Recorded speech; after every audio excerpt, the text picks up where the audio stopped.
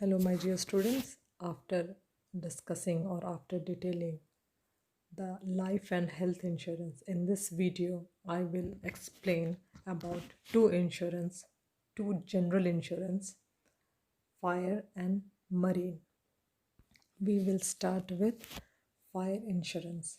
As the name suggests, fire insurance is the insurance that covers the uncertainties or mishappening caused due to the fire. To protect against any mishappening due to fire, we have to take the fire insurance. Now let's see what is fire insurance. Fire insurance is a contract whereby the insurer, in consideration of a premium paid, undertakes to make good any loss or damage caused by fire during a specified period up to the amount specified in the policy. Normally, the fire policy is for a period of 1 year, after which it has to be renewed from time to time. The premium may be paid either in lump sum or the installment. So, you can say that fire insurance is taken or the policy is taken to insure the asset, the property against the fire. The insured or the insurance company are ready to pay the compensation for the damage caused by the fire. The main consideration in the fire insurance is that a claim for the loss must satisfy the two following conditions: that there must be actual loss, means there must be some loss occur due to the fire, and fire must be accidental and non-intentional, means nobody should set the fire to his or her goods to get the compensation from the insurance company. Now, what are the main elements of fire insurance contract? As you can see in the slides, in fire insurance, the insured must have insurable interest in the subject matter of the insurance. Without insurance, without insurable interest, the contract of insurance is void. By this time, you must be knowing what does the insurable interest mean. It means that you must have some pecuniary interest in the property or the asset which you have insured against the fire. The next one, the contract of the insurance is a contract of utmost good faith. It means the both of the party, insurer and the insured, must disclose all the material facts about the nature of the property and the risk associated with it.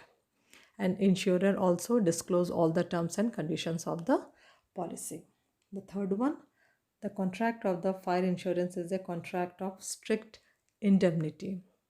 This means that in case of loss or damage to the subject matter of insurance, the insured can or the assured can recover the actual amount of loss or maximum amount of policy. And the last element is the insurer is liable to compensate only when the fire is the proximate cause of the damage or loss. Then only the insured will get the compensation against the fire insurance or the loss caused by the fire. Hope you have understood what is fire insurance. So now we will move on to the marine insurance. Again, marine insurance, as again the name suggests, that this is the insurance taken by the organization or the company who are having the ships with them and who are into the transport or cargo business. So let's see what is marine insurance. A marine insurance contract is an agreement whereby the insurer undertake to indemnify the insured in the manner and to extent thereby agreed against the marine losses. Means here protection is provided against the loss by marine perils or perils of the sea. So we can say that marine insurance is a device wherein the insurer undertakes to compensate the loss of the owner of the ship or cargo for complete or partial loss at sea during their voyage. Now let's see what are the things that are covered under the marine perils.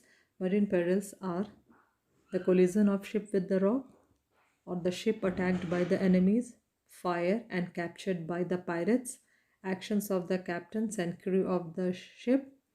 All these perils can cause damage, destruction, or disappearance of the ship and cargo and non payment of freight. Or we can say that these are the various damages or the various problems that are being faced by the marine people or the marine company. That's why they take insurance against all these losses. Now, there are three types of marine insurance policies. The first one is ship or hull insurance. The second one is cargo insurance, and the third one freight insurance. We will discuss all these three insurance one by one in detail. Now, ship or hull insurance.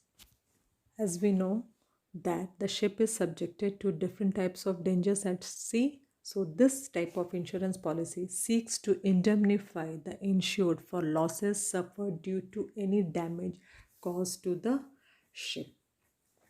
And cargo insurance is the risk of theft, lost goods, or an voyage, etc., are covered by an insurance policy. The insurance policy seeks to cover against such risks to cargo. Now, what will happen in case the cargo does not reach the destination due to damage or loss in transit? Then the shipping company will not be paid freight charges. Now, here comes the role of freight insurance. The freight insurance is taken to protect the interest of the shipping company by reimbursing the loss of freight or of the shipping company. So, by now, it must be clear to you that what is ship or hull insurance, cargo insurance, and freight insurance. Next is the main elements of marine insurance contract, like life, fire. Marine insurance has got certain elements in their insurance contract. The first element is the contract of marine insurance is a contract of indemnity. It means that in the event of loss, they will recover the actual amount of loss from the insurer. Means insured will recover the actual amount of loss. But under no circumstances the insured is allowed to make profit out of the marine insurance contract. The contract of marine insurance is again a contract of utmost good faith. Both the parties must disclose everything which is in their knowledge can affect the contract. It is necessary that insurable interest must be present at the time of loss, but not necessary at the time when the policy was taken. And the last one, the principle of causa proxima or the proximate cause is also applicable to the contract of marine insurance. If a loss is caused by many reasons, then the nearest cause of loss will be considered. Now we have studied about life insurance, fire insurance, and marine insurance. Now let's see what is the difference between these three insurance. Let's see the difference in details. The first basis of difference is subject matter. Life insurance, the subject matter is human life. For fire insurance, the subject matter is any physical property or asset. And for marine insurance, it is ship, cargo, or freight. Then comes the element. Life insurance has the element of protection and investment, or both. Means we are taking life insurance to protect our life against the mishappening, as well as we are taking the policy for investment also. Fire insurance has the element of protection and has got no element of investment. Same applies in marine insurance. In case of insurable interest, for life insurance, insurable interest must be present at the time of taking the policy, but it is not necessary that it should be there at the time of the making claims. Fire insurance, insurable interest should be there both the time while taking the policy as well as while making the claim. For marine insurance, insurable interest must be present at the time when the claim falls due to the time of the loss only. Now, duration. Life insurance policy is taken for a very longer period of time or for the whole life, whereas fire insurance policy is taken for 1 year and marine insurance is taken for 1 year or for one voyage or for the mixture of both. Now the next basis of difference is indemnity. As we all know that the principle of indemnity it's not applicable on life insurance. That sum assured is paid either on the happening of the certain event or on the maturity of the policy. But fire insurance is a contract of indemnity. The insured can claim only the actual amount of loss from the insurer. The loss due to fire is indemnified subject to the maximum limit of the policy amount.